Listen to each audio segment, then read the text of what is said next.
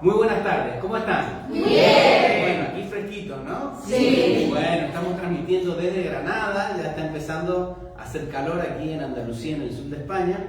Y bueno, estamos transmitiendo estas actividades de Tierra Santa, 3 grandes religiones, ya vamos por la parte 5. Bueno, les recordaba que este es el material de estudio que tenemos, ¿sí? Sobre todo en Biblia, que hay una compilación de los 2 textos anteriores de Tierra Santa y religiones.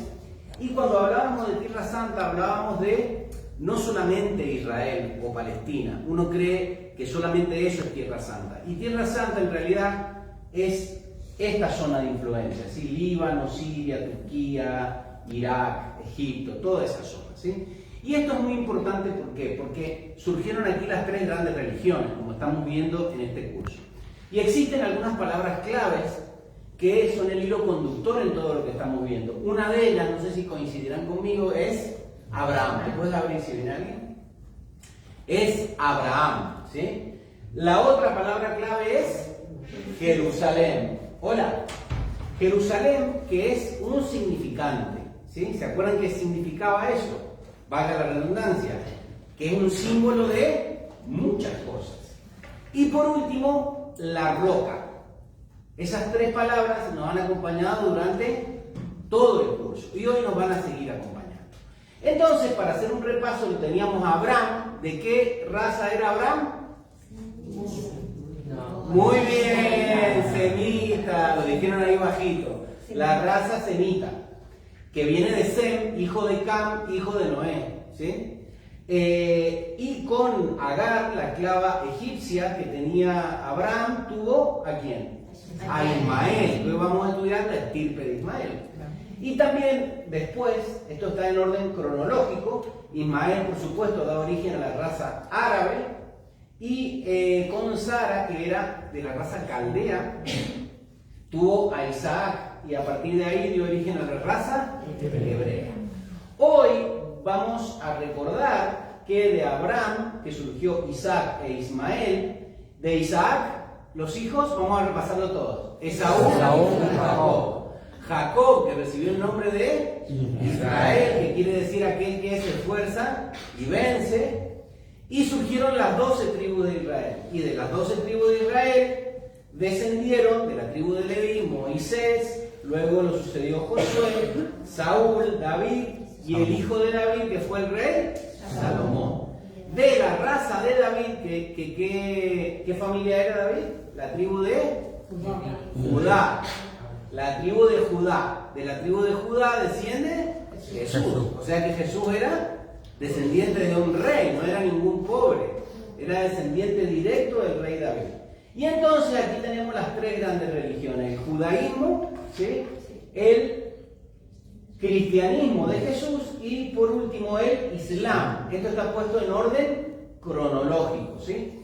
Y entonces vamos a empezar la actividad de hoy. ¿Quieren hacer una actividad? Sí. ¿Les parece? Sí. Entonces todos juntos vamos a hacer un decreto. ¿Les parece? Una actividad práctica. Muy bien. Vamos a escuchar entonces la música que nos conecta con Tierra Santa, que es, ¿cómo se llamaba? El Hatikva, que quiere decir esperanza, ¿sí? Y vamos a hacer todos juntos un decreto que está en el libro de servicio, junto con muchos servicios y con muchos decretos y muchas oraciones de Rubén Cedeño, que se llama Islámicos, Judíos y Cristianos, ¿sí? Vamos, todos juntos. Amado yo soy, por intercesión de Abraham, Padre común de islámicos, judíos y cristianos, disuelve toda guerra entre estos pueblos hermanos. Que el Dios amor de los cristianos, el Dios de Israel y Alá, el clemente y misericordioso, siendo los 3 un solo y indivisible Dios, unifique con su amor y tolerancia estas 3 religiones.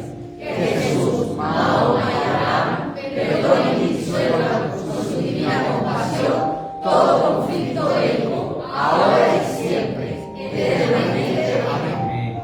Bueno, muy bien. Entonces, hoy nos toca hablar del Islam. Cronológicamente hemos estado hablando primero de todo Tierra Santa, de Abraham, fundamentalmente. Ya hablamos del judaísmo, luego hablamos del cristianismo y ahora nos toca hablar del Islam.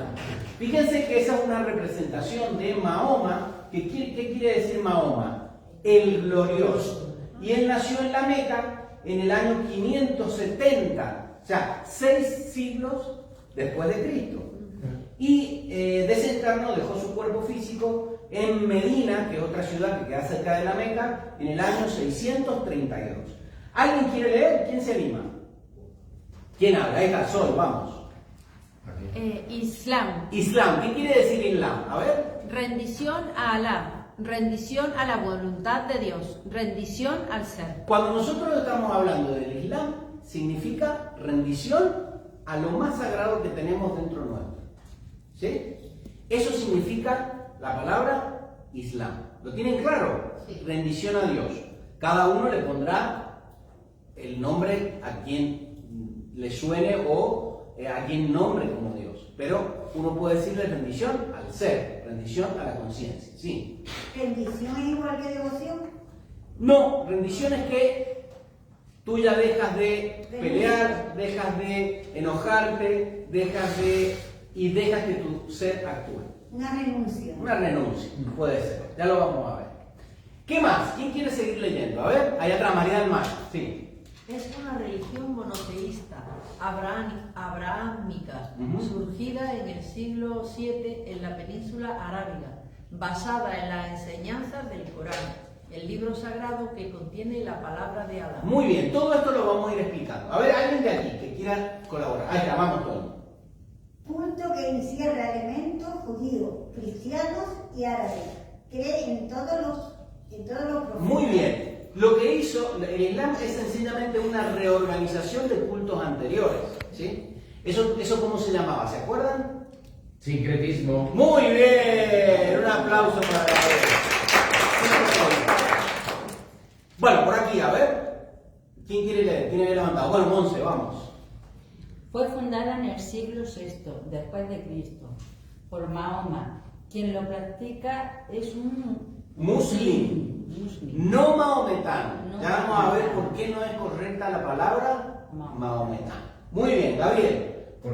Sí. Porque Mahoma, perdón, sería un seguidor de Mahoma, Sí. maometano, y Muslim sería musulmán. Claro, ¿Sí? sí, pero ya vamos a ver más adelante por qué no es correcta la palabra seguidor de Mahoma. ¿Sí? Sus 3 ciudades sagradas son la Meca, Medina y Jerusalén. Muy bien, fíjense que para ellos Jerusalén es una ciudad sagrada, fue la primera ciudad sagrada. ¿Sí? Seguimos por allí, a ver, ¿quién se anima? Pedro, vamos. Con más de 1.800 millones de seguidores, la fe de los musulmanes se sostiene en 5 pilares. Muy bien, ¿quién va a leer los 5 pilares? Ahí está, vamos a ver, María Ángel. Safá. Sajá. Sagá. Sajá. La profesión de fe. Entonces, ¿cómo es? Sajá. La profesión De de fe. fe. Segundo, Salá. Salá, que es la oración. Sajá, la fe, y Salá, aquí empezamos a aprender árabe. 3, Jaij. Es como la primera es hacia afuera y la segunda es afilada. Que es la peregrinación a la Meca que ha sido la semana pasada. ¿Sí? Entonces tenemos Sajá, Salá, Aij. Bueno, como sea. 4, Sahún, que es el ayuno en el Ramadán. Y el quinto, el Zakat, que es el diezmo. ¿Sí? Zakat es el diezmo. Ese es fácil, porque es Zakat, la cartera, para dar el diezmo. ¿Sí? Entonces, ese es facilísimo, ese ya no se lo van a olvidar. Entonces, vamos a empezar con el primero. Esta es la bandera de Arabia Saudita, y hay que tiene ahí un montón de palabras. Y esa espada representa, ¿qué es lo que te da la protección más grande que tú puedas tener? La fe. La fe que tú tengas en tu ser. Entonces eso no es una espada para pelear, no es una espada para atacar. Es la misma espada del Arcángel Miguel. ¿Por qué? Porque la profesión de fe, que es lo que dice ahí, sí, vamos a decirlo todo. No hay y Mahoma es su profeta. Esa es la profesión de fe, que es el primer pilar.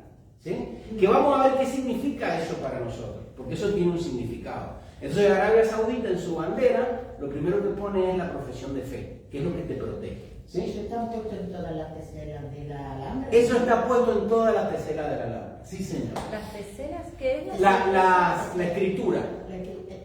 La escritura, esas guardas, ¿sí? Que hay ahí.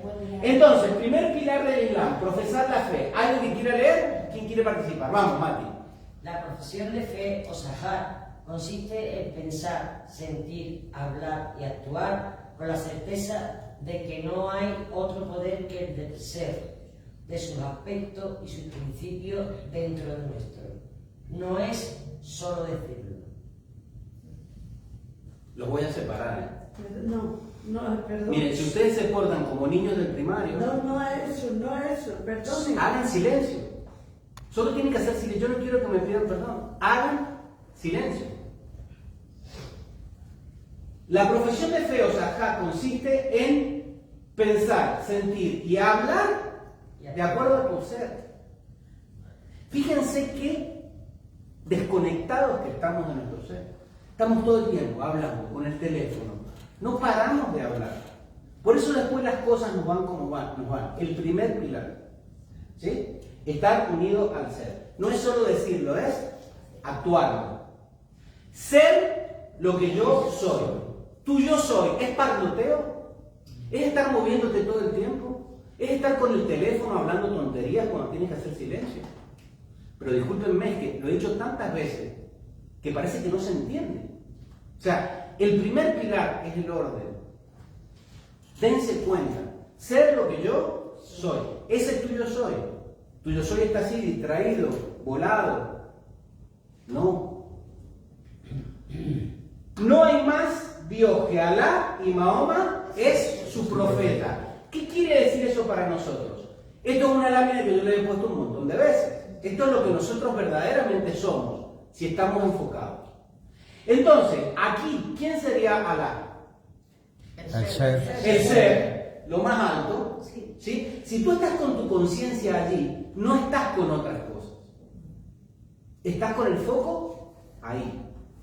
Ahora, la humanidad que está aquí abajo, desordenada, sufriendo, que no entiende por qué les pasan las cosas, ¿sí? Está en las cuestiones personales. ¿Son malas las cosas personales? No. Pero en su momento, ¿sí? En su momento hay que atenderla. Yo limpio mi casa, yo cocino, yo pago mis impuestos, yo hago llamadas por teléfono. Pero es que en el momento que hay que hacer silencio, ¿uno qué tiene que hacer? Silencio. Y entonces, ¿dónde estaría Mahoma ahí? Si nosotros lo extrapolamos a la conciencia del Cristo, Mahoma y los profetas serían la conciencia. El que te trae a la conciencia, aunque sea con un regaño como el que yo estoy echando ahora, ¿sí? Ese es el contacto con tu ser. Porque es que si tú no te contactas con tu ser, después la vida te pega una cachetada para que te contactes con tu ser. ¿Se está entendiendo? Entonces, hay formas amables de aprender y otras que no lo son. Uno siempre tiene que elegir.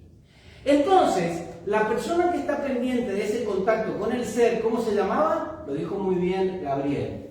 El muslim. Fíjense, muslim o musulmán es quien respeta los 5 pilares, que ahora no se los van a saber de memoria, pero ahora los vamos a repasar. Esto es como forma de vida. No es ser positivo el miércoles por la tarde, o hoy que es martes por la tarde, ¿sí? Como forma de vida. Un muslim es quien vive en rendición a Dios cumpliendo con sus principios y aspectos. Cumpliendo con sus principios y aspectos es que cuando tengas que cocinar, cocina. Cuando tengas que hablar, habla. Cuando tengas que hacer silencio, haz silencio. ¿Se entiende? Es estar ubicado en todo momento. ¿Qué más? ¿Quién quiere leer por allí? A ver. Vamos, Ángel. Quien estudia y respeta los 7 principios universales y se ocupa de vivir y desenvolver las 7 cualidades, rindiéndose a su propio ser, es un muslim. ¿Sí? Quien se ocupa de eso. O sea que todos nosotros podemos ser un muslim. Muy bien, aquí está. ¿Quién lo quiere leer? Que habían levantado la mano. Ahí está, Gabriel. No se les debe decir maometano, que es seguidor de Mahoma, ya que en el Islam no se sigue a ninguna personalidad, solo se practica la enseñanza de Allah. contenida en el Corán, descargada por el profeta Mahoma. Muy bien, ellos no siguen a nadie. Nosotros no tenemos que seguir a nadie. ¿A quién tienes que seguir? A tu ser y a todo lo que te acerque a ese ser, ¿sí? Entonces aquí tenemos a los profetas. ¿Quién me lee los profetas? Por aquí ahora. ¿Quién se anima? A ver. Vamos, Tony. La relación que tiene el Islam con los profetas nos recuerda al concepto de los avatares de muchos textos de esoterismo. Muy bien, ¿alguien más? A ver. Sí, Sol. Debido al quebrantamiento de los principios y a vivir en contra de los aspectos del ser, la humanidad vive sumida en la oscuridad y el ser absoluto, Alá, envía a los profetas a devolver a la humanidad a la luz. Muy bien. ¿Qué son los profetas? Los profetas son seres que han venido a enseñar. La humanidad está dormida y vienen los profetas a dar una enseñanza para que se despierte. De diferentes profetas en diferentes épocas. Muy bien. ¿Alguien más? A ver por aquí. Vamos. El Islam sostiene que la enseñanza de todos los profetas se origina en la misma fuente, el libro celeste, que para ellos y su comprensión se codifica en el Corán, como contraparte física. Muy bien. Ellos consideran que hay un libro que le llaman el libro celeste, ¿sí? Que tiene su palabra, del cual el Corán es la forma en que se la expresó el arcángel Gabriel a Mahoma. Pero que ese libro celeste es el que le descargó Jesús a los hebreos que estaban encarnados en ese momento. Y es lo que les dijo el Buda a los que estaban en ese momento. Es el gran libro de lo que uno tiene que saber. Lo que sucede es que cada uno lo va descargando, de acuerdo, cada profeta lo descarga de acuerdo a la necesidad de la humanidad en ese momento. Nosotros ahora también puede ser la ciencia, ¿sí? Que la gente está muy ávida de conocimientos científicos, cómo funciona la mente, cómo funciona el cerebro, y todo lo queremos comprobar. Esa también es una manera de enseñar. ¿Alguien más? A ver.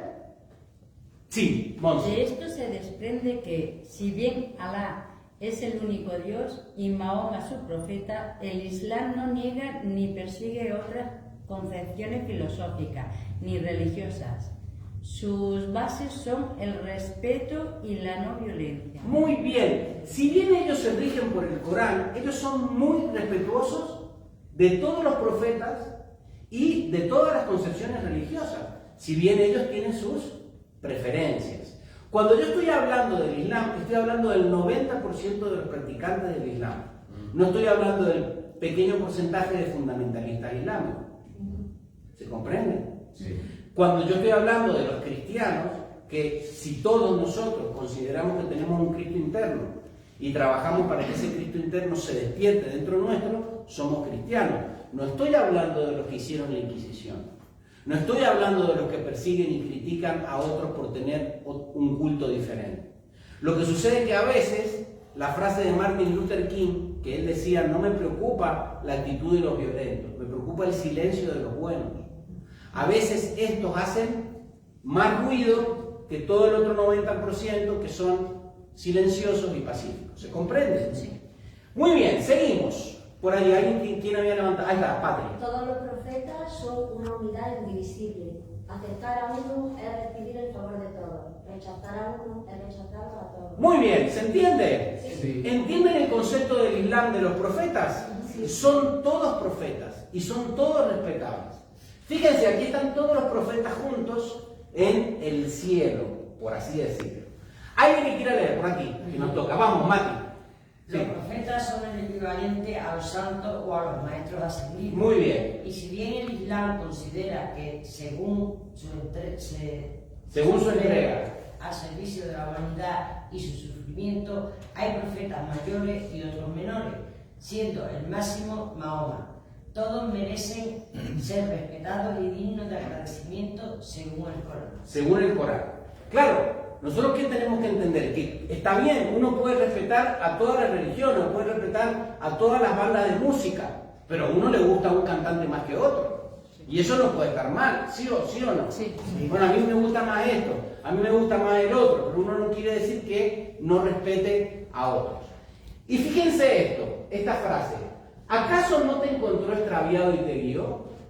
Por eso para el Islam es tan importante la figura del profeta, porque es el que te guía, ¿sí? Cuando estás desnortado. Es el primer refugio del Buda Dharma, que eso lo vamos a ver el 20 de junio, en el taller que vamos a tener aquí. Entonces, fíjense, esto está extraído de las páginas oficiales de la Universidad Islámica de Malasia, de Malasia. Fíjense, me encantó esta imagen. Son todos los profetas reconocidos por el Islam. Miren, ahí abajo dice Muhammad, porque está escrito en inglés. Muhammad, y está en el Corán, se habla de él en el Corán. De Jesús, ¿dónde se habla? Lo que ustedes ven en azul ahí es el nombre en escritura cúfica de Jesús. Y se habla de Jesús, ¿qué quiere decir gospel? Los evangelios, ¿sí? Gospel son los evangelios. De Moisés, ¿en dónde se habla? En la Torá. De Abraham, todavía más atrás, en la Torá. Y de Noé, en la Torá. Todos esos son profetas que son reconocidos por el Islam. Por supuesto, no solo los profetas, sino su enseñanza, ¿sí? Porque recuerden que el Islam es mucho más posterior, ¿sí?, al judaísmo y al cristianismo. Muy bien, y el profeta máximo de donde descienden estas tres grandes religiones, de cual una de ellas es el Islam, por supuesto es Abraham. ¿Vamos bien hasta aquí? Sí. Vamos en el primer pilar. Y ahora vamos a hablar del gran profeta para el Islam, que es Mahoma. ¿Quién quiere leer? ¿Quién se anima? Vamos. Mohamed el Glorioso nació en la Meca, Arabia Saudita, en el año 570 después de Cristo. Muy bien. Nació luego de morir su padre y a muy corta edad se quedó huérfano al desencarnar su madre. Fue criado por su abuelo Abu Talib. Esto sin dudas forjó su carácter. Muy bien. Era una persona de mucho carácter porque desde muy pequeño tuvo que lidiar con cuestiones que a cualquiera lo hubieran puesto en un aprieto. ¿Qué más? ¿Quién quiere seguir? A ver, Antonio, vamos. Desde muy pequeño vivió en el desierto, solo. Se dedicó al pastoreo, al comercio y a guiar caravanas por el desierto, forjando su capacidad de liderazgo para conducir a las masas. Muy bien. Mahoma no es una personalidad religiosa, como mucha gente se cree, ¿sí? Era un líder, era un comerciante, era una persona que manejaba la materia, era una persona que tenía un poder de convencimiento tremendo y sobre todo unificar a todas las tribus nómades que andaban por el desierto. Muy bien, seguimos por aquí. A ver, ¿quién se anima? Vamos. Preocupado por la idolatría de un pueblo pagano e inconsciente, fue inspirado por el arcángel Gabriel, quien le dictó el Corán. Y al regresar a la Meca, mandó a quemar todos los ídolos que el pueblo veneraba en el Kaaba, excepto un icono de la Madre María. Muy bien. Él llegó al Kaaba, que era la antigua casa, ¿se acuerdan? De Abraham, que Abraham había dejado cuando se fue para Palestina. Él llegó allí y ¿de qué estaba cansado? De que la gente vivía dormida, sin hacer nada, adorando ídolos, ¿sí? Hablando de sus problemas, enrollada. Entonces Mahoma vino y dijo, señora, aquí hay que despertar. Y quemó todos esos ídolos. Fíjense que era, ¿a quién recuerdan ustedes en esta actitud? A Jesús y a Moisés también, ¿sí? Eran seres de mucho carácter, porque tenían que lidiar con toda esa gente. Entonces, el arcángel Gabriel, que no es Gabriel, es Jibril, ¿sí? Porque en árabe es Jibril y en españolizado es Gabriel, ¿sí? Fue el que le descargó ese texto, el Corán, que era la enseñanza que esa gente necesitaba en ese momento. Muy bien, ¿quién más? ¿Diego? Sí. ¿Y ellos le mencionan así como Arcángel Gabriel también? Sí, Jibril. Pero es el equivalente. Sí, tuvo que luchar con los adoradores de ídolos, pero logró instaurar el Islam en todo el mundo árabe, ¿sí? Y cuando digo tuvo que luchar, no es metafórico. Antiguamente habían luchas y peleas, porque todo era bastante más salvaje. Tuvo la visión, antiguamente, tuvo la visión de que ascendía a los cielos montado en su mula. ¿Cómo se llamaba la mula de Mahoma? Al-Burak. Desde una roca en la mezquita más lejana. ¿Saben cómo se dice en árabe más lejana? Al-Aqsa. Por eso la mezquita de la roca se llama Al-Aqsa. Es la mezquita más lejana de la Meca. ¿Sí? En Sumul al-Morak, desde una roca en la mezquita más lejana. Y murió en Medina el año 632 después. Fíjense, Mahoma tiene una vida súper interesante. Leer sobre él es muy interesante. Ahí está una representación de Mahoma. Y fíjense qué nos enseña todo esto. Vamos a decirlo todos juntos. No veneres ídolos materiales ni espirituales. No sigas a nadie. Solo a Dios que está en lo alto, alaba. Esto es extraído del Corán. ¿Sí? No sigas a ídolos. Es que a veces los ídolos no son personas. A veces los ídolos son el trabajo.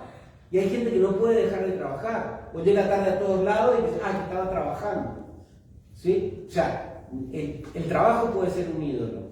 La carencia puede ser un ídolo. El dinero puede ser un ídolo. ¿Sí? No hay que seguir a nada de eso. Si no le das todo el poder a tu ser, porque es de lo que estamos hablando con la oración, que es el primer pilar, si tú no le das todo el poder, pero no de boquilla, ¿sí? Si no le das el poder de tu ser verdaderamente, estarás a merced de la economía, del qué dirán, del clima, de los compromisos o el trabajo, y ya no tendrás el control sobre tu vida. Hay gente que yo le escucho hablar todos los días, pero no gente de la calle, gente que está sentada aquí y que va a actividades de metafísica y que se dice metafísico, que practica, que no se da cuenta de que no tiene control de su vida. Y lo dice como algo normal. Estudia esto, pero sigue pensando que el control de su vida lo tienen sus familiares, el trabajo, el clima o los compromisos sociales. No sé si se entiende lo que yo estoy diciendo. Entonces viven en una permanente esquizofrenia. Eso se llama esquizofrenia. Es decir algo, pero luego hacer todo lo contrario. Entonces, tú estás diciendo, sí, yo tengo el poder, yo soy, pero después dices, no, es que no puedo. Porque tal cosa, no creo que pueda. Entonces, no sé si se comprende lo que digo. Esto verdaderamente, cuando tú pongas en primera persona a tu ser, las cosas en tu vida van a cambiar. Si no, seguirás, no tendrás control sobre tu vida y el control lo tendrá aquello en que tú pongas la atención. ¿Estamos bien hasta ahora? Sí. Muy bien. Ahora, aquí se pone lindo esto. Muy bien. ¿Quién quiere leer? Ahí está, Patri, vamos. El Islam es un credo monoteísta que cree en un solo Dios, indivisible, absoluto y todopoderoso, creador de todo lo que existe. Muy bien. Seguimos. Sigue, Patri, si quieres. Es el Brahman de los Hindúes. El Vajradhara de los budistas, el Atún de los egipcios, el gran arquitecto de los rosacruces, el Adonai de los hebreos. Muy bien. Cuando nosotros decimos Alá, es Dios absoluto, pero también dentro nuestro. ¿Sí? Entonces, por eso es el Brahman o el Parabrahman de los hindúes, el Vajradhara del budismo tántrico, que ya también vamos a hablar de eso en el taller, o el budismo tibetano, el Atún de los egipcios, el gran arquitecto de los rosas, y podríamos haber puesto muchísimos más. ¿Sí? Dios, el absoluto, sin imagen. ¿Sí? Seguimos. Es el creador, el sostenedor y el sintetizador de todo lo que existe. O sea que es el Padre, el Hijo y el Espíritu Santo. Es Brahma, Vishnu y Shiva, Isi, Osiris y Horus. Es todo. Es la ley de síntesis, la ley de atracción y la ley de economía. Todo junto, todo en un solo ser. Muy bien, ¿alguien más? Por aquí, ahí acabamos, Ángela. El Islam propone solo amar, venerar y hacer foco en Alá, que es la energía de la vida una en su estado más puro y sin distorsión, dejando la idolatría de las cosas y las personas, de gurú o maestro, y solo rendirnos al ser, dentro nuestro, en nuestra mente, nuestros sentimientos, nuestros recuerdos, nuestras palabras y nuestros actos. ¿Dónde vas a buscar Alá? Dentro de ti. En tus pensamientos, en tus sentimientos, en tus actos, ahí lo vas a buscar. Así que el Islam no alienta la adoración de imágenes humanas o animales, ni venerar imágenes de Mahoma, y menos de Alá. Toda imagen que se haga de Dios es ilusión. Aunque nosotros aunque lo tomemos como una herramienta para poder visualizar, porque tenemos ya sodio la actividad de visualización creativa, no quiere decir que la imagen sea lo representado. ¿Sí? Pero digo que Sí. si como tú sacáis muchas imágenes por la IA tal cual, Sí. Mahoma y sale, Jesucristo sale, y si tú pones la IA a la aprobar, No, no sale nada. no sale nada. No. Sale una nube o sale el cielo. ¿Sí? Porque no hay imagen, no hay Por imágenes. eso te digo que No, no hay representación. Vale. Entonces, pero es buena esa, ¿eh? Sí, sí. Pueden hacerlo, pueden probarlo. Esto porque toda imagen que nos hagamos ilusión es mentira. Por ello el Islam utiliza la escritura cúfica y las formas geométricas para nombrarlo, ¿sí? Porque los símbolos están en la naturaleza, ¿sí? Y ahí tienen el pensamiento forma de Alá, en escritura cúfica.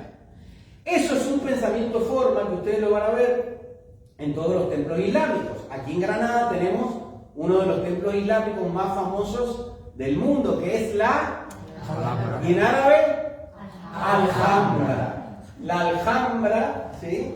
Porque esa H se aspira cultural, está plagado de toda esta escritura cúfica.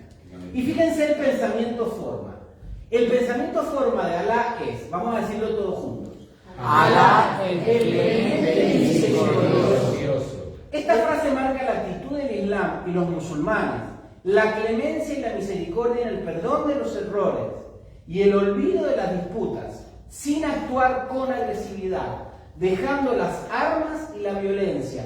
Es el desarme total. Estoy hablando de los verdaderos islámicos, no de las personas que toman esto para tergiversar, ¿sí? Y llevar adelante todo lo que tienen dentro, a veces muy negativo. Pero es que es lo mismo que han hecho los cristianos, es lo mismo que han hecho los de toda la religión. No se puede juzgar a toda una cantidad de gente por unos pocos. ¿Sí? Entonces, todo el Islam aspira al desar, relájate, deja de hablar, deja de parlotear y entrégate a tu ser. ¿Sí? Un ser clemente se compadece de los padecimientos ajenos. ¿Ustedes qué entienden por un ser clemente? Piadoso, ¿sí? Perdona los errores. Que perdona los errores, ¿verdad? Te has equivocado, no pasa nada, pero no te sigas equivocando. Pero perdona los errores. Y las miserias humanas sin condenar. Con esto nos basta calificar al Islam como una religión pacífica. Y todo lo que la contradiga deja de ser islámico, aunque se crea que pertenece a esta religión, porque será islámico de nombre, pero no de alma, y no de corazón, y no de actos. Yo tengo muchos pacientes que profesan el Islam y ellos me dicen que muchas veces se sienten muy tristes por lo que la gente, que es ignorante, por eso estamos dando esta actividad, opina de ellos, por lo que ve en la televisión. ¿Sí? ¿Se comprende? Ahora, vamos a ver, esto es un vídeo que yo he sacado de una página oficial, ¿sí? De la cultura islámica en el mundo, y es cómo se lo conoce a Alá. Porque Alá en el Corán se lo nombra ¿en qué sura? En el sura 1. ¿Lo quieren escuchar? Sí. Sura Al-Fatiha.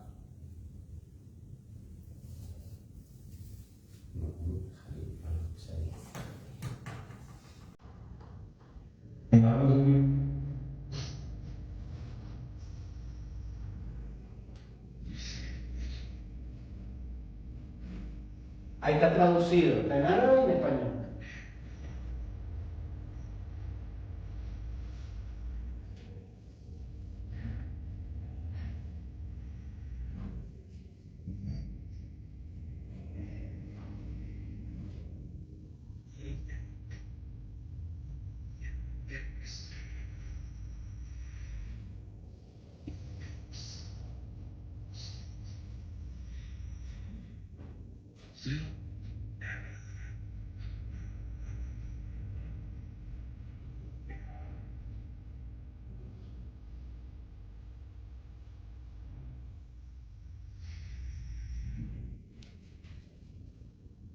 Wow.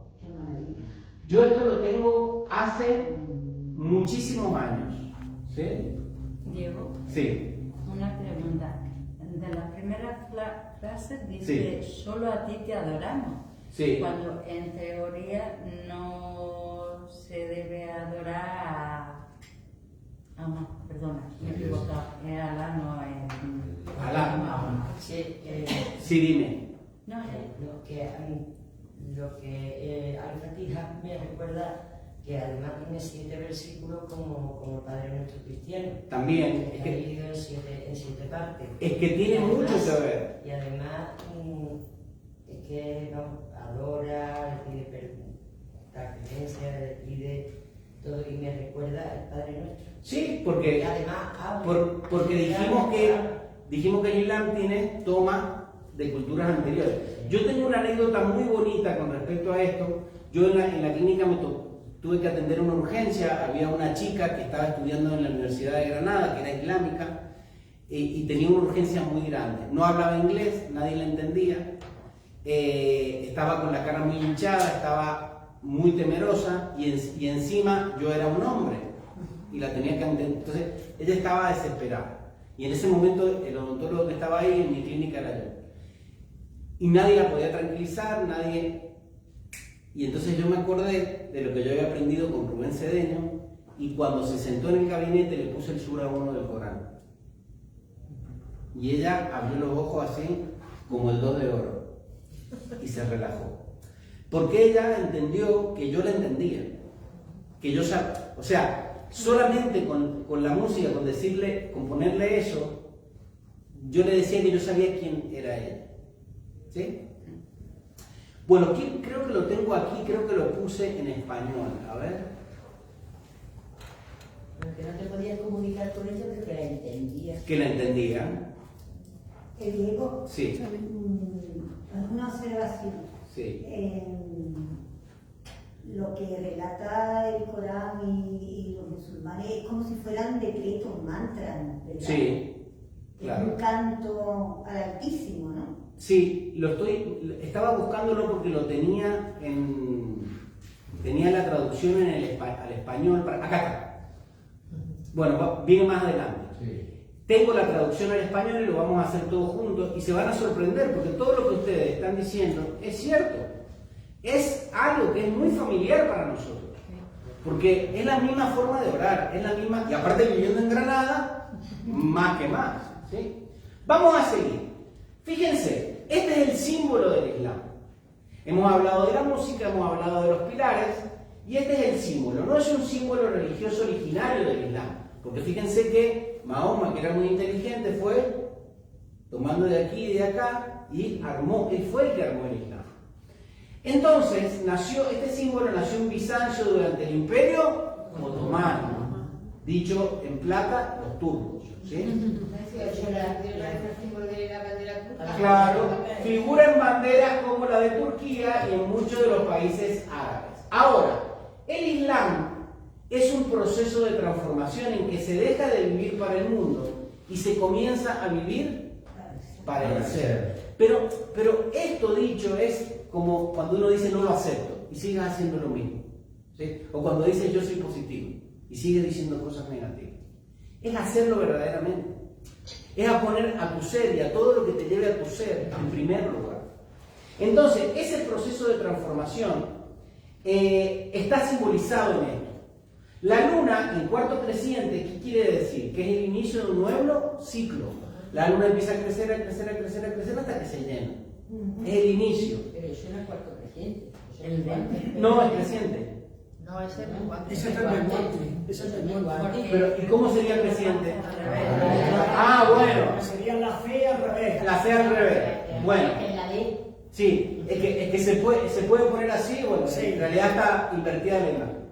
Pero la luna que hay es el cuarto creciente, ¿sí? La estrella de 5 puntas son entonces, ¿cómo lo deberíamos poner? A ver. Porque esto es la luna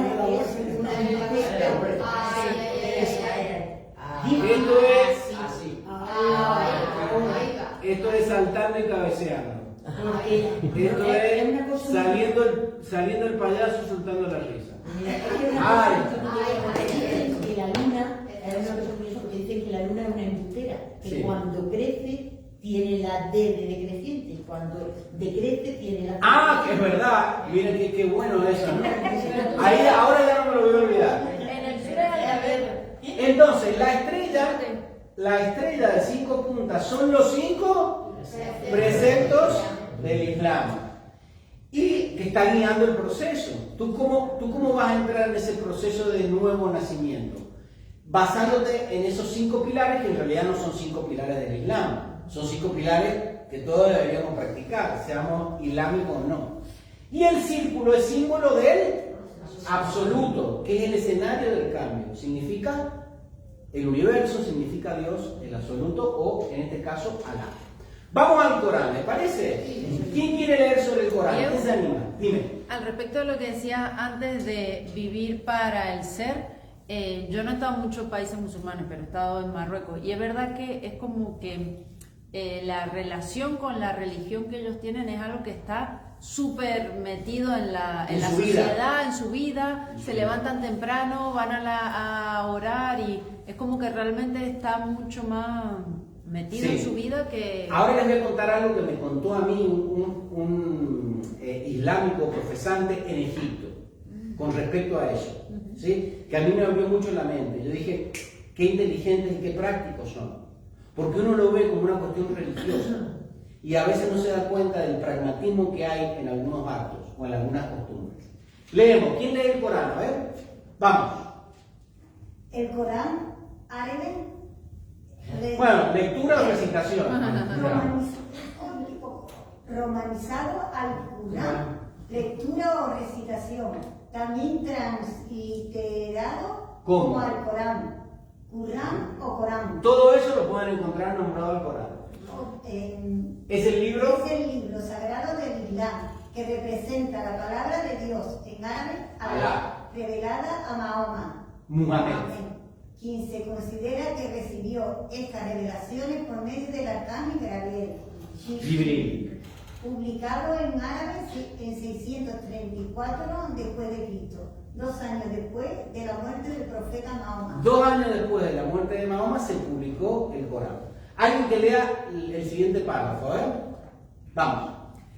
Según datos históricos, Mahoma no sabía leer ni escribir, y lo que hacía es recitar las revelaciones, y sus amigos o seguidores escribieron por más de 20 años en hojas de palmera o trozos de cuero.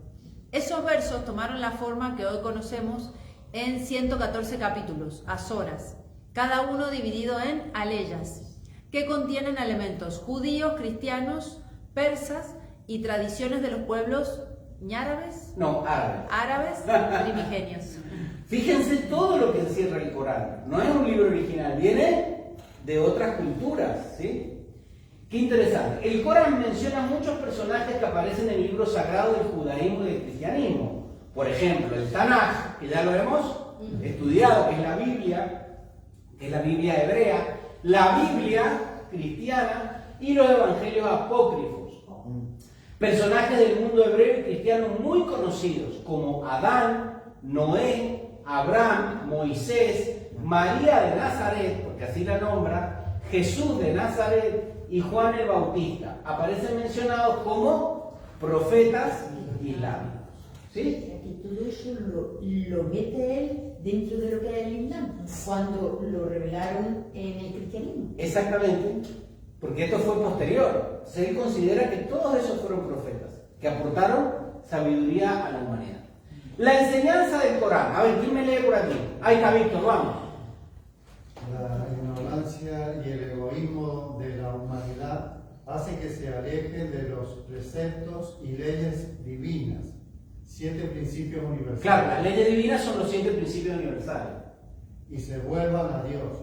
Solo si se sufre. No, y se vuelve a Dios. Solo. Si se sufre. Se teme y se detienen carencias. Muy bien. ¿Qué es lo que plantea el Corán? Que si tú verdaderamente no te transformas, vas a sufrir y vas a estar siempre como la gente que pide, pero por una cuestión temerosa. Pues vamos a pedir para que no nos castiguen, ¿sí? Entonces, vamos a leer el segundo párrafo. A ver quién se anima por aquí. Vamos, Monse. Habla del juicio final, que es la acción de la ley de causa y efecto, que nos sitúa en el jardín del paraíso o el infierno, según nuestras acciones. Fomenta la taquilla respecto a la ley. Lo que habla el Corán es que el juicio final no es un estado en que te van a juzgar, es la ley de causa y efecto. Si tú generas causas positivas, tendrás causas positivas y vivirás ¿dónde? En el cielo. Y si no, ¿que son estados? Aquí. Tú puedes tomarlo y entenderlo de una forma metafórica y aplicarlo a tu vida, o pasar de ese asunto y pensar que esto es un estado que está fuera de ti y que hay alguien que te castiga o el que te premia. ¿Sí? No entiendo el primer párrafo. El primer párrafo. La ignorancia y el egoísmo de la humanidad hace que se aleje de los preceptos y leyes divinas. ¿Sí? Sí. La ignorancia de la humanidad no conoce las 7 leyes, pero tú sí las conoces. Sí. ¿Sí o no? Sí. ¿Y las aplicas? Sí. No siempre. Todo el tiempo. Lo que se puede. No siempre. Entonces, se vuelve a Dios solo si se sufre. O sea, la gente está acostumbrada a volver la conciencia en la divinidad cuando está sufriendo y le falta algo. Vale, ¿Lo has entendido? Eso es lo que plantea el Corán. El Corán te dice, no es necesario que eso pase. No es necesario que eso pase. Por eso hace hincapié en el logro de la ascensión y nos anima a luchar, pero esa lucha es internamente. El Islam es una religión que siempre te lleva a ti mismo. No estés todo el tiempo pensando que esa lucha es externa. Como tú no estás conectado con Alá dentro tuyo, es que tienes todos los problemas que tienes. Si no paras de hablar, si no estás en el desorden continuo en el que estás, ¿cómo te vas a conectar con tu ser interno en ese desorden? No se puede. Si tú no puedes controlar y dejar de hablar en algún momento, fíjense antes de la actividad que ponemos música, y yo veo que no pueden dejar de hablar. Es algo que es superior a ustedes. ¿Ustedes lo notan a eso? Sí. ¿Ustedes notan que eso tiene poder en ustedes? Sí. ¿Y por qué lo siguen permitiendo? Si se dan cuenta. Porque hace 15 días que no nos vemos y tratamos de... No, pero eso es una excusa. Eso es una excusa. No me digan una excusa. Porque no lo quieres hacer. Porque quieres seguir en desorden. Sí. Quieres seguir en desorden. Y si tú sigues diciendo excusas, seguirás en desorden. ¿Por qué no te quedas a la cerveza, que es cuando hablamos? ¿Yo? No, estoy diciendo a quien dice que hace 15 días, quédate a la cerveza. El momento es la cerveza, para hablar, no en una clase donde todo el mundo está en silencio para conectarse. Fíjense qué hábil que es nuestro cerebro. ¿Sí? La Biblia, el Corán y el Tanaj, me encanta. 3 lecturas sobre un mismo Dios. Esto es un texto maravilloso de Roberto Blatt, porque en realidad son 3 textos que son muy similares. Entonces, el primer pilar es la fe, el orden. ¿Sí? El segundo pilar es orar. Por eso lo he puesto en verbo. El segundo pilar es la oración, pero es orar. La oración o Salah es una manera ingeniosa de volver la atención al ser, Alá, al presente, a las cualidades divinas para salir de la rutina de las prisas y la negatividad. Ya van a ver por qué es ingenioso. Es el precursor del mindfulness actual. Eso fue lo que me dijo el guía. Porque yo le pregunté, ¿y eso tiene que ser tan rígido que tiene que ser 5 veces? Y él me dijo, mire doctor, si usted está pensando en Alá 5 veces al día, ya son 5 veces que no está pensando en sus problemas. Eso a mí me pareció de una inteligencia tan grande que entendí que eso no era una cuestión religiosa.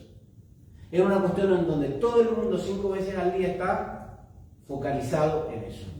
Habría que ver, y eso es discutible, con qué conciencia. ¿Sí?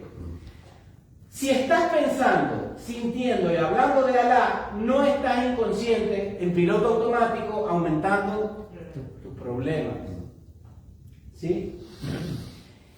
¿Y por qué se hace 5 veces al día? Alguien que quiera leer, pero firme, con voz firme y lentito.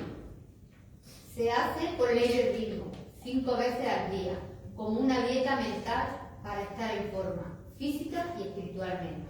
Muy bien. 1. Al levantarse. 2. A media mañana. 3.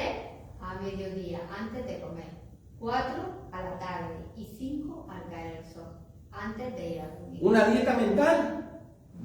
Te desayuna, hace una media mañana, un aperitivo, hace la comida, la merienda y la cena, pero de oración.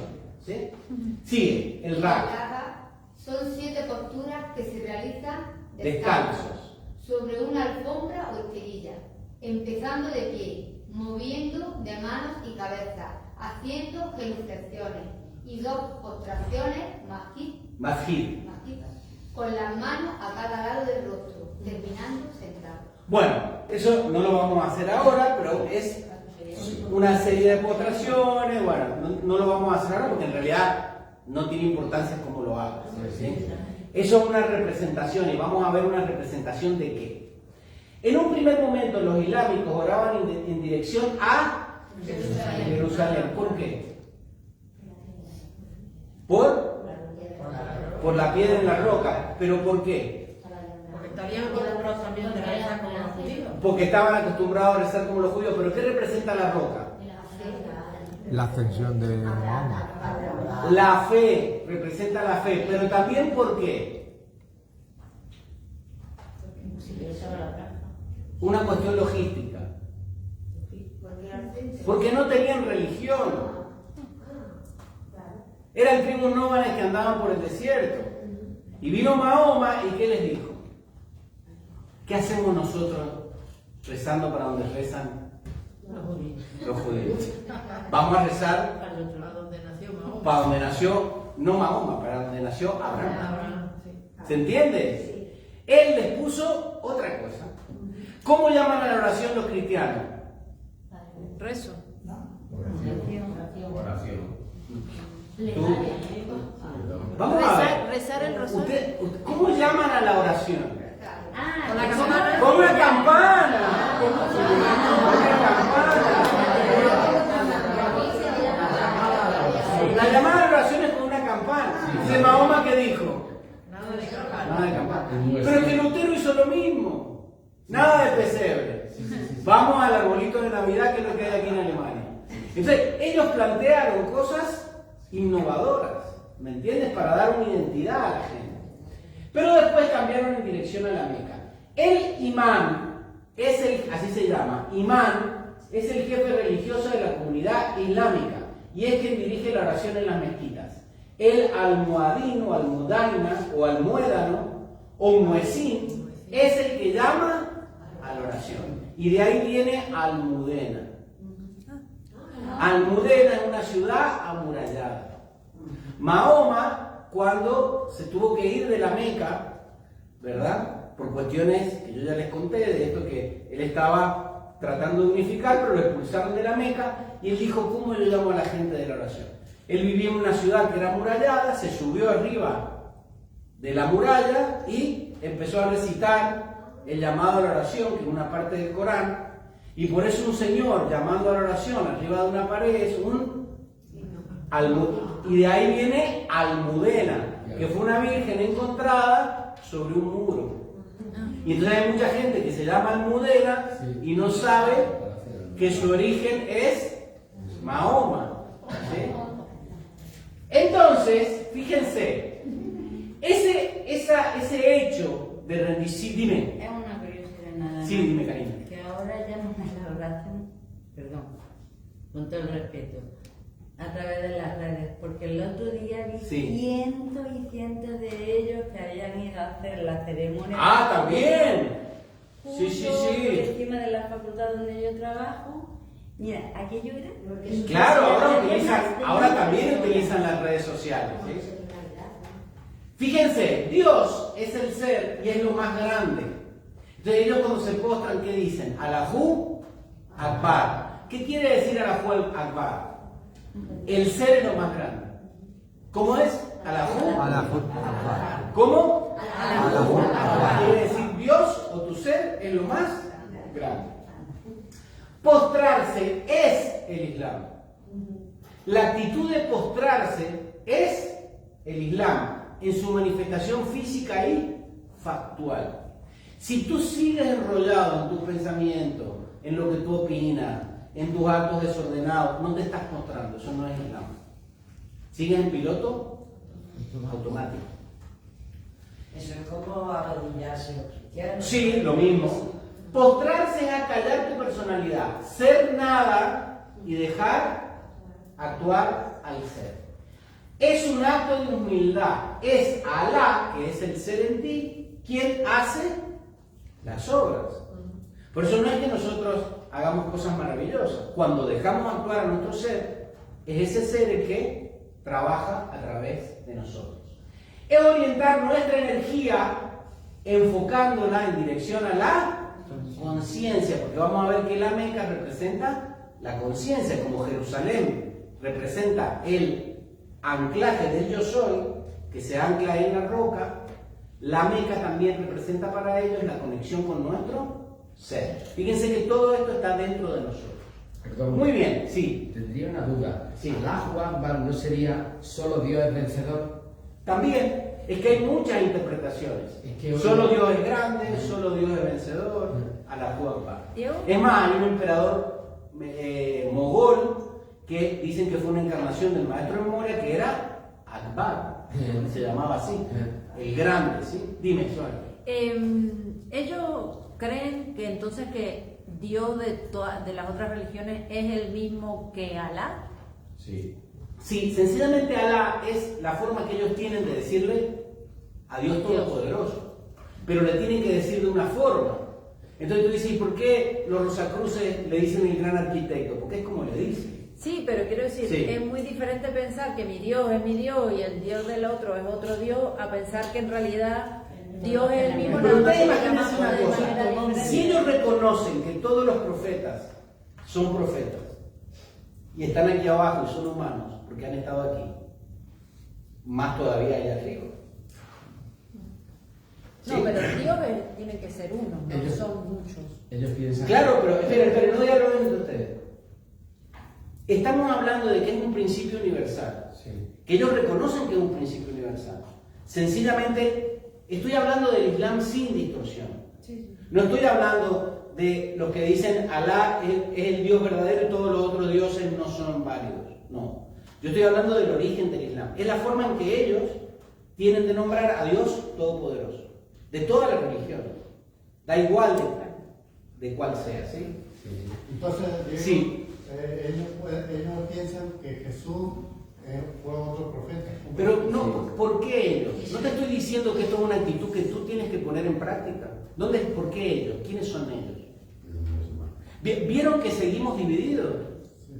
Y ellos hacen tal cosa. ¿Quiénes son ellos? Si esto son 5 principios que tú tienes que aplicar en tu vida. Ese es el problema que tenemos. Que seguimos hablando de unidad y seguimos pensando que ellos y ellos y ellos. Si esto es tú. Vamos a escuchar el llamado a la oración. ¿Lo quieren escuchar? A ver. Está traducido, miren.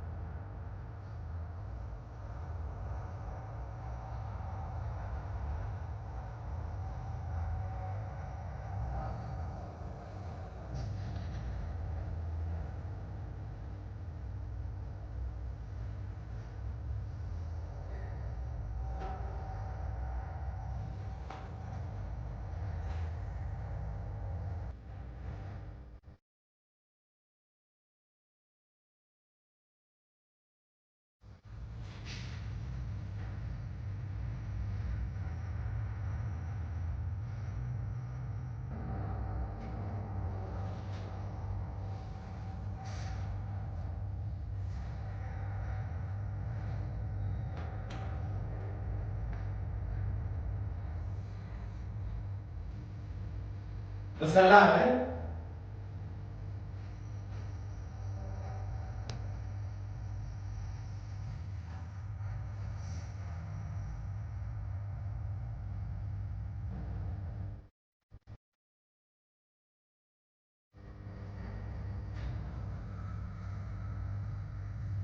Venid al éxito.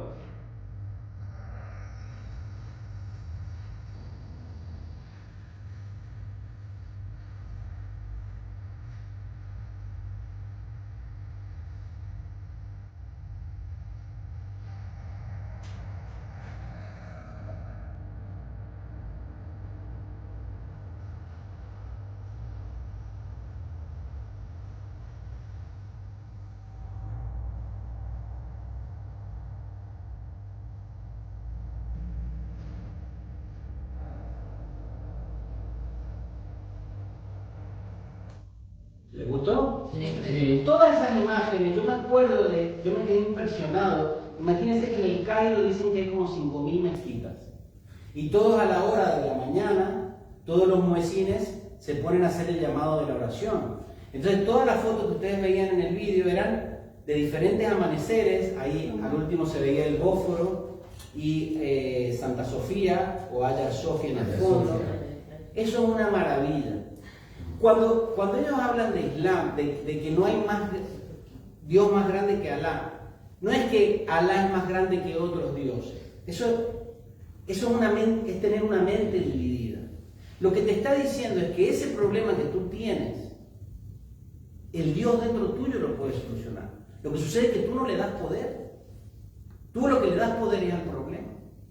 Entonces, cuando tú te centras en ese concepto de que no hay nada más poderoso que la conciencia de Dios dentro tuyo, por eso dice, vengan al éxito, vengan. No es ellos, no. Ellos. Yo también. La enseñanza que se plantea no es que esto es más poderoso que otro Dios que tú puedas tener. No. Ese Dios que tú tienes adentro, llámale Alá, llámale el gran arquitecto, es lo más poderoso que hay. Lo que sucede es que tú no vives esos 5 pilares. ¿Sí? Sí. Lo que está claro es una cosa, que tanto los judíos, cristianos o islámicos, si tenemos conocimiento de la religión, sí, sabemos que procedemos de una persona que creó el monoteísmo. Uy, pero eso es meternos ya. No, pero por lo tanto, claro. Por lo tanto no es decir Dios, mi Dios y demás. Claro, pero es que ese punto, sin hilar demasiado fino ahí, el primero que habló de monoteísmo fue Akenatón. Akenatón en Egipto, y por eso no fue muy famoso, porque los sacerdotes de Amón no les gustaba eso de que hubiera un solo Dios. Querían que hubieran muchos dioses y todo ese asunto. Eso después lo tomó Moisés, y en la zarza ardiendo, y dijo, mira, Dios es yo soy, Dios dentro tuyo, ya está. Y Mahoma le llamó Alá, pero siempre es el mismo principio. No es que sean dioses diferentes y el mío es el mejor. Es como que tú ves el atardecer y tú en idioma español le dices atardecer y un inglés le dirá evening. Es el mismo concepto, sin pensar que son cuestiones antagónicas. ¿Quieren que hagamos el Sura 1 del Corán todos juntos? Sí.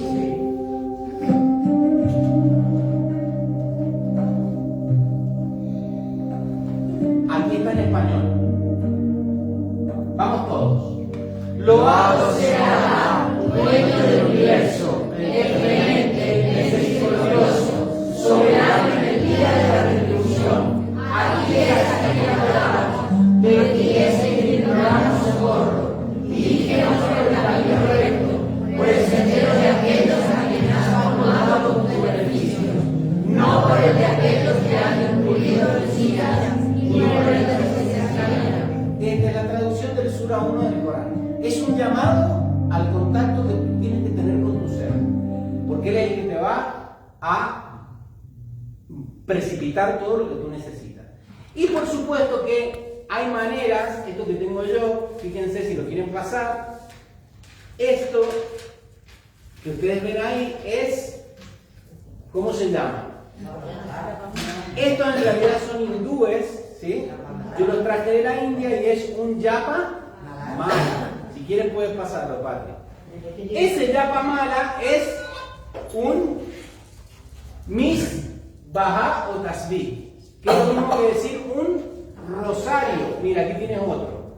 Este tiene cuentas, ¿sí?, de un árbol sagrado que es el tulasi. Pásenlo para que lo vean, ¿sí? Tiene que tener una cuenta determinada, ¿no? Sí, un número de cuentas, 108 cuentas, ¿sí? Entonces, fíjense por qué les muestro esto. Es un collar de cuentas como un yapamala hindú o un rosario cristiano, que representan los 99 nombres de Alá. Pero fíjense que es todo el mismo concepto. Esto se basa en la ley del ritmo y en el hábito de la repetición para generar cambios positivos permanentes en nuestro cerebro.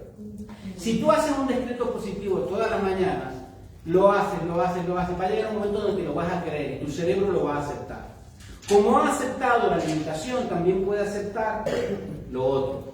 Y es el mismo precepto. Se basa en la ley del ritmo. Se pueden repetir mantras en 3 categorías, bueno, eso da igual, pero generalmente ellos que repiten, loado sea Alá, el clemente y el misericordioso. ¿Y cómo se dice eso en árabe?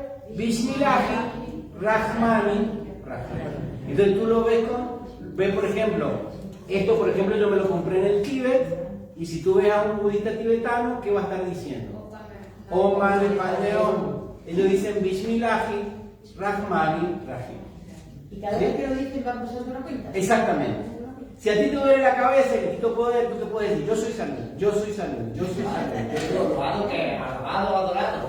Sí. ¿Ves? Y ellos lo llevan así, en la muñeca. Hoy atendí a un paciente que llevaba su misbaja o tasbih, ¿sí?, en su muñeca. Y entonces ellos van, cuando tienen un tiempo, en vez de pensar en todas las preocupaciones que uno tiene, va y se concentra. ¿Necesito esto para hacerlo? No. Te ayuda. Es una herramienta, te ayuda, ¿sí? Sí. Fíjense qué interesante. Ahora, esto les hablaba recién de Santa Sofía. ¿Qué es Santa Sofía? La divina sabiduría. Una mezquita. Fíjense cómo tu mente está llena de conceptos. ¿Qué es Santa Sofía? Una mezquita. ¿Esto qué es? Un collar de cuentas. ¿Se está entendiendo? ¿Santa Sofía qué? La sabiduría, bla, bla. No. Es una mezquita, un templo, un edificio. Las mezquitas, ¿quién quiere leer? Vamos. Digo, perdona, Sí. van concentrados diciendo lo que el mantra que sea y ya está, ¿no? Ya está. Yo soy la resurrección y la vida. Yo soy la salud. ¿Y cuántas Siempre cuentas- positivo. ¿Ah? ¿Cuántas cuentas dices que hay? 109. 108. 108 Yo que me quiero una de 108 veces 21. tiene que decir el mismo mantra. Las que quieras. Mezquitas. ¿Quién lee Da mezquitas? igual que te dice una serie de 5 por ahí. Mezquitas. Vamos. Mezquita, masjid, es el lugar de culto de los musulmanes. No tienen imágenes, solo motivos florales, figuras geométricas y textos del Corán en escritura kúfida. Muy bien, seguimos. La primera mezquita. La primera mezquita fue el patio de la casa de Mahoma, Ya. donde había un pozo de agua. De allí que las mezquitas tienen un patio o shal San. en el que se realizan las Abluciones. abluciones. También recuerda el pozo Zemzem del cual bebieron Agar e Ismael en su desierto. Destierro. En su destierro al desierto. Era una condición higiénica para entrar al templo. Muy bien. En el patio de Mahoma había un foso donde ellos se purificaban y se limpiaban porque venían hediondos del desierto. Entonces la primera mezquita, ¿de qué habla? De que hay un patio que es el Sahán, que tienen todas las mezquitas para que tú te puedas purificar antes de entrar. ¿Eso dónde lo vieron ustedes? Sí, en el templo de Salomón, que tenían la pila antes de entrar. El iglesia también está, bueno, como de decirte, pero Para purificar. Es el mismo concepto. ¿Cómo te purificas? Los brazos, te limpias la boca, te limpias aquí la frente, que es lo mismo cuando uno va a rezar el Evangelio, que hace las 3 cruces. Es el mismo concepto. Sí. Y digo, ¿por qué hay, cuando a la hora de las adopciones, por qué hay una fuente para la mujer y otro para el hombre? ¿Eso tiene algún sentido? No me voy a meter en eso. No, pero si tendrá sentido. No tiene ningún sentido. Ah, bueno, ya está. Las fuentes son purificaciones. En las mezquitas actuales hay grifos y asientos para lavarse, con la mano derecha, la frente, los ojos, las orejas, bueno, eso todo tiene un ritual. Pero ¿qué representa? Que uno para entrar en contacto con su ser tiene que estar puro. Puro de lo que oye, puro de lo que dice, por eso, puro de lo que piensa. Por eso antes de recibir la palabra de Dios, el Evangelio, en la misa, uno se purifica. Todo lo negativo lo hace positivo, todo lo que digo negativo lo digo positivo, todo lo que siento negativo lo hago positivo, y yo todo me positivizo. Es el mismo concepto, ¿sí? Pero aplicado a la entrada de las mezquitas. Esto lo voy a pasar rápidamente porque se los voy a mostrar. Esto es el interior de Santa Sofía o Hagia Sofia, y lo que tienen a la izquierda es la escritura cúfica de Alá, y la que tienen a la derecha dice Mahoma. ¿Vieron que está clarísimo? Sí. ¿Lo ven? Clarísimo. ¿Por qué? Porque solo símbolos, no tienen imágenes. Santa Sofía, esa foto la tomé cuando fuimos con algunos de los que están aquí. Sí, cuando fuimos a la India pasamos por ahí. Fuimos a la India y pasamos por Estambul. Este es un plano de otra mezquita muy famosa, que es la mezquita de Córdoba. Y fíjense, esta no es una foto que tomé yo, pero yo estuve. Esta es la Fortaleza Roja de Nueva Delhi, que es una mezquita, ¿sí? Porque es la parte islámica de la India. Y el Sahan, o el patio de las abluciones de la Fortaleza Roja, fíjense lo que es un pedazo de pileta grande. Eso es lo de las abluciones. Sí, representa la purificación. Y este es el patio de las abluciones de la mezquita de alabastro del Cairo, ¿sí? Que fue donde el guía me comentó lo de la oración. Y esta es el Sahan, ¿lo ven? La explanada de la mezquita de Jerusalén. ¿Por qué? Porque para estar en contacto con el ser hay que purificarse. Por eso cuando yo les digo, vengan en silencio, vengan callados, vengan equilibrados, hay que purificarse, hay que equilibrar toda esa emoción. Por eso el agua. Y aquí tenemos todo lo que yo les decía. ¿Qué es el Qibla? El Qibla es la pared que está en dirección a la Meca. Luego está el Mihrab, que es donde está escrito Alá, que es el símbolo, el nombre de Dios. Y el Mimbar es donde se sube el imán, que generalmente tiene una personalidad magnética, como todos los imanes. Y se sube al Mimbar, ¿sí? A leer el Corán. ¿Lo ven? Claro, totalmente. Son conceptos que nosotros ya conocemos. Esta es la mezquita de Muhammad Ali en El Cairo, también conocida como mezquita de alabastro. Fíjense que todo es simbólico. ¿Qué es el Qibla? ¿Qué es estar orientado hacia la Meca? Es estar orientado hacia tu ser. Eso es algo que es interno. No es algo que tú tienes que buscar afuera. ¿Sí? Y fíjense la Meca. ¿Ven dónde está la Meca? La península arábica, Arabia Saudita y la Meca. Esta es la mezquita, ahora estamos estudiando las mezquitas. La mezquita más importante del mundo es la mezquita de la Meca, en Arabia Saudita. Estos días ha estado muy concurrida porque es la peregrinación a la Meca. La Meca, ¿quién quiere leer sobre la Meca? A ver, alguien que no haya participado. ¿Se anima? ¿Alguien, los que están en silencio? Nadie. Bueno, sigamos, los que han participado antes. Vamos, María del Mar. La Meca es la ciudad sagrada del Islam y centro de focalización del Islam. Se encuentra en la península arábiga, cerca del Mar Rojo, en Arabia Saudita. ¿Saben dónde está la Meca entonces ahora? Sí. En Arabia Saudita. El Kaaba, muy bien, ¿alguien más que quiera? Ahí está, Patri. La Kaaba, Kubo, en árabe, es un pequeño templo cuadrangular, conocido como la Casa de Dios, o Bayat Allah. Considerada el anclaje y campo de fuerza de Alá en la tierra. Es el punto más sagrado de todo el Islam y no se aceptan turistas. No se aceptan turistas. Cuando acepten turistas, nos vamos a anotar. Esa era la casa de Abraham, ¿sí? Esa era la casa de Abraham y ahí al lado había un pozo que era el pozo Semsem. Cuando Agar e Ismael fueron expulsados, ellos volvieron a la casa de Abraham y se refugiaron ahí. Y con los años de esa casa, de ese cubo cuadrado de roca negra, es donde hicieron la primera mezquita. y es el lugar más sagrado del Islam. Ahora lo vamos a ver. La Kaaba se encuentra en el centro de la sagrada mezquita de la Meca. Fue la casa de Abraham. La historia del Islam dice que el arcángel Gabriel, Jibril en árabe, le precipitó una roca negra en forma de anclaje terrenal para lo que sería su estirpe. Esta roca negra se encuentra hoy en día en el ángulo sudoeste de la Kaaba, cerca de la entrada, y marca el punto más magnético de esta construcción. Muy cerca de allí se encuentra el pozo Zemzem, precipitado por Dios para que Agar e Ismael bebieran cuando llegaron del desierto. El Zahán, o la fuente de agua con que los peregrinos se purifican al entrar a la mezquita. ¿Sí? Todo eso hoy en día sigue vivo por las tradiciones. ¿Diego? Sí. Sí, había levantado la mano aquí.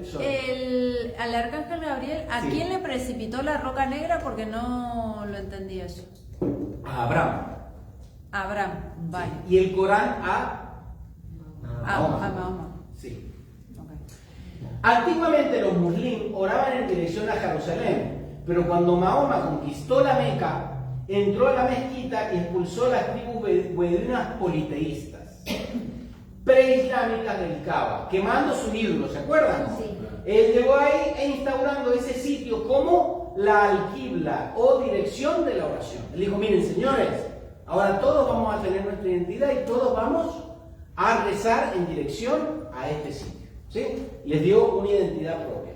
Los devotos acceden vestidos de blanco, aseados y perfumados, y dan 7 vueltas alrededor del Kaaba recitando los suras del Corán. Fíjense el 7, los 7 planos, los 7 cuerpos y todo lo que es eso. Sí, dime, Mati.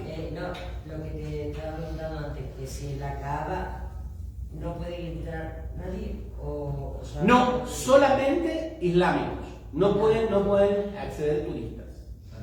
Todavía. Para digamos, los sacerdotes de ellos. Para los sacerdotes es un lugar sagrado, como el templo. Porque tú puedes ir al Vaticano, pero no puedes acceder a todos los sitios del Vaticano. ¿Hay imágenes de ellos? ¿Por qué? Ahí lo tienen, miren. Ese es el Kaaba, ¿lo ven? Sí. Y ese es el pocotón de gente. Sí. El Kaaba es ese triángulo, es el cuadrado negro que está ahí, sí, un cubo. Porque Kaaba significa cubo. ¿Sí? Era la casa de Abraham. Quiere decir que lo que hay ahí es un meteorito. Sí. El Kaaba, miren, no voy a entrar en eso. Porque yo tengo un frasco que dice garbanzo y tiene azúcar. Entonces, si es por lo que dicen. El Kaaba en la gran mezquita de la Meca en Arabia Saudita, ¿lo ven? Sí. Ahí hay menos gente. Y ese Kaaba, ahí está, en la esquina sudoeste, tiene la roca que fue precipitada, dicen, desde el plano monádico por el arcángel Gabriel. Ahora, y aquí tienen el pozo Zemzem, que es donde bebieron agua, ¿quién? Ismael. Muy bien, fíjense que todo está ahí. Bueno, vamos a leer esto. Si Alá, esto es lo importante. Si Alá es el ser, ¿tenemos claro eso? Sí. Que Alá es el ser, no un señor que está allá afuera. Si Alá es el ser, la Meca es su terreno de expresión. Y la Kaaba son los 4 cuerpos o envolturas inferiores equilibradas. Eso es lo que representa. Es el centro corazón que contiene la chispa divina en cada ser humano. Por eso es un lugar sagrado. No es sagrado solamente por toda la historia que tiene, sino es sagrado por lo que significa. Tú no tienes que ir a la Meca para aplicar este principio en tu vida. Es hacia allí donde debemos dirigir nuestra atención y nuestras energías. ¿Lo tienen claro? Sí. Vamos a seguir. Diego, sí. ¿Las mezquitas tienen algo que representa la Kaaba en cada mezquita o no? Sí. Solo existe uno. Lo que representa el Kaaba en cada mezquita no es la representación del Kaaba, sino la dirección. Que es el Qibla. Es la dirección. Entonces, todas las mezquitas tienen una pared, ¿sí?, que tienen ahí marcada la dirección para que uno se arrodille en esa dirección. Pero eso no es algo físico, eso representa que tú tienes que estar siempre enfocado en tu ser. Peregrinar a la Meca. La peregrinación a la Meca ha sido el otro día. ¿Cómo es? Aj. Vamos a ponerle aj, porque no sabemos pronunciar en árabe. No se trata solo de dirigir la atención al ser y orar, sino ponernos en movimiento y salir de la zona de confort. La peregrinación a la Meca es viajar, movilizarte. No es eso que dice mucha gente, bueno, yo como hace mucho calor lo miro desde mi casa. No, es movilizarte, es ir, es estar, es hacer cosas. Por eso el primer pilar era la fe, el segundo, la oración, y el tercero es la peregrinación a la Meca. Llegar a la Meca, al terreno del ser, nos dirigimos hacia el Kaaba, la chispa divina en nuestro corazón, y cuando le damos 7 vueltas, eso representa activar las 7 cualidades que tienes tu ser. ¿Lo comprenden? Sí. Es una representación simbólica. Y aquí tienen las 3 grandes mezquitas. La mezquita de la Meca, la mezquita de Medina, que está un poquito más al norte, y ahí al norte de Jerusalén está la mezquita de la Roca. Esa es la cúpula de la Roca, y la mezquita, ¿cómo se llamaba? Al-Aqsa. Ahí tiene la ciudad de Medina, donde murió Mahoma, ¿sí? Porque él nació en la Meca. Y está la segunda mezquita más importante, que es la mezquita del profeta, en honor a Mahoma. Porque ahí él es donde inventó todo esto. ¿Sí? En Medina. Fíjense qué bonita que es. Es precioso. Esta es otra mezquita, que es la mezquita que yo les mostré por dentro, la mezquita de Alabastro, que queda en la ciudadela alta del Cairo. Y esta la conocen, ¿no? Sí. La mezquita de Córdoba. Esta es una mezquita que yo quiero conocer y ustedes pueden ir. Es la mezquita de Abu Dhabi, en los Emiratos Árabes, que es la mezquita más grande y más lujosa del mundo. Y esta es la mezquita, bueno, esa es en realidad la cúpula de la Roca, y esta es la mezquita de Al-Aqsa. Fíjense todas las mezquitas. Y llegamos al cuarto pilar, que es ¿cuál? El cuarto pilar es ayunar. Ahora, el Sahún, ¿cómo es? Sahún. Es el ayuno islámico obligatorio durante el Ramadán. Es el día 27º del 9º mes del calendario lunar. Ni se pongan a ver cuándo es eso. Porque es un calendario que no es como el nuestro. Pero ¿qué significa ayunar? Es el pilar fundamental de la religión, enfocado, escuchen, en la desintoxicación física, en la disciplina espiritual, en el autocontrol y en la empatía. Ayunar no es solo no comer, ayunar es abstenerse de pensar, hablar negativamente, tener malos sentimientos y actuar de manera indebida o hacer daño a uno mismo o a los demás. Eso es lo que representa el ayuno. Si después tú ayunas y haces todo eso, no tiene sentido. Ayuno mental, ¿qué más? Ayuno emocional, ayuno verbal y ayuno conductual. ¿A qué les hace acordar esto? Al cuadrante del ayuno. El cuadrante del ayuno es el cuadrante de causación que nos ha enseñado Rubén Cedeño. Ayunar de pensamientos y sentimientos negativos, por supuesto no decir cosas negativas, y la acción positiva. El sufismo. ¿Qué es el sufismo? El sufismo son los metafísicos, o los que estudian toda la parte oculta del Islam. Se origina en el núcleo de amigos y colaboradores del profeta Mahoma y se les llamaba sufí por la lana de las ovejas con las que se vestían, porque sufí es lana. Son los estudiosos de todos los aspectos internos del Islam. Se ocupan de la filosofía, del simbolismo, de lo que estudiamos aquí, de la hermenéutica. ¿Sí? Los sufistas son los metafísicos dentro del Islam. Son abiertos y contrarios a todo fanático. Practican el desapego, la no violencia, la vida sana. Son eruditos científicos, y esto es muy importante, que han desarrollado los programas de estudio de las universidades islámicas. ¿Sí? Porque como hay universidades hebreas, y universidades católicas, también hay universidades islámicas. Y aquí están los derviches. Los derviches son sufí que expresan el movimiento del universo a través de la danza de los derviches. Yo pude contemplarlos en Egipto, fui a un lugar donde hacen la danza de los derviches. Y aquí los tienen a los maestros sufí estudiando el Corán, que es lo mismo que nosotros hacemos, estudiamos las escrituras y buscamos su significado oculto. Y aquí tenemos una de las universidades más prestigiosas, de las universidades islámicas más prestigiosas, que es la Universidad Islámica de Malasia. Fíjense, con todos los profesores. Y por último, ¿cuál es el quinto pilar? El zakat. El zakat es el diezmo. El diezmo es dar el 10% de todo lo que tienes para tu contacto con Dios. Y el diezmo es algo que ya practicaban antiguamente en Persia, Grecia, Roma, y es el dar. Yo he visto a los practicantes, por ejemplo, del judaísmo, que tú vas a una tienda y le pagas 100 y ellos ponen 90 en la caja y 10 lo ponen en otra, que es la caja del diezmo, automáticamente. ¿Sí? En nuestro caso, ¿qué es el diezmo? Es lo que vamos a hacer ahora a continuación. La contribución voluntaria. Hay que entender que el diezmo no es limosna. Yo cuando veo que en la bolsita echan monedas es porque no entienden. No entienden que no es lo que te sobra. Es lo que tú das por lo que estás recibiendo. ¿Sí? Es el valor que tú les das a las cosas. Yo muchas veces veo lo que hay en la bolsita y digo, por Dios, si esta es la conciencia, esto también es lo que vas a recibir.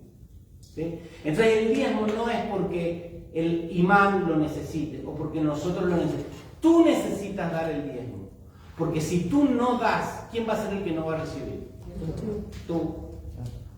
Entonces el concepto de limosna está enfocado en la carencia. En cambio el diezmo, ¿en qué se enfoca? En la ley de causa y efecto. Y no es solamente dar dinero, es dar excusa, dar cariño, dar ayuda. ¿Sí? No excusa, escucha. Escuchar, contribuir, colaborar. ¿Sí? La clave de nuestra prosperidad es dar, no retener. ¿Bien? Sí. ¿Cuáles son los 5 pilares? La fe, la oración, la peregrinación, a tu ser, no a la Meca, el ayuno, el diezmo, ya están los 5. Y finalizamos con la yihad. La yihad quiere decir esfuerzo, trabajo y lucha. Se menciona como guerra santa, pero no es un enfrentamiento contra nadie, sino la actitud de combatir contra los defectos y las actitudes que nos hacen daño, como la pereza, la ignorancia, el odio, la indisciplina, la mentira, la pobreza y el rencor. Son 6. El trabajo interno. No, la yihad no es un pilar. Vale. La yihad es todo lo que tú tienes que hacer para encontrar a Allah dentro tuyo. Todo esto termina en la yihad. Ninguna religión verdadera anima a la violencia y ninguna actividad en la que se muera gente puede ser santa. Todas las religiones han distorsionado todas las religiones. ¿Sí? A esto se refiere el segundo sura del Corán. Luchar hasta que la religión de Alá prevalezca sin disputas. Alá es el ser dentro tuyo. Y tú, el trabajo interno, ¿con quién lo tienes que hacer? Contigo. ¿Qué es lo del Buda? Ya no construirás más casas para mí. ¿Sí? Trabajemos internamente para que nuestro ego se rinda pacíficamente sin disputas para que prevalezca el ser. ¿Sí? ¿Qué les parece? ¿Les parece buena la idea? Sí. Fíjense que el Islam es una religión hermosa y pacífica que te propone vivir en contacto con tu ser y saludar conscientemente a esa presencia en cada persona que te encuentres. Y por eso que cuando te encuentras a otra persona que también tiene a Alá adentro, le dices, ¡oh, Alá! Y de ahí viene la palabra hola. Nosotros cuando nos encontramos con otro ser y reconocemos que también tiene un ser, le decimos oh Alá. ¿Y cómo se dice quiera Dios? Ojalá. Ojalá.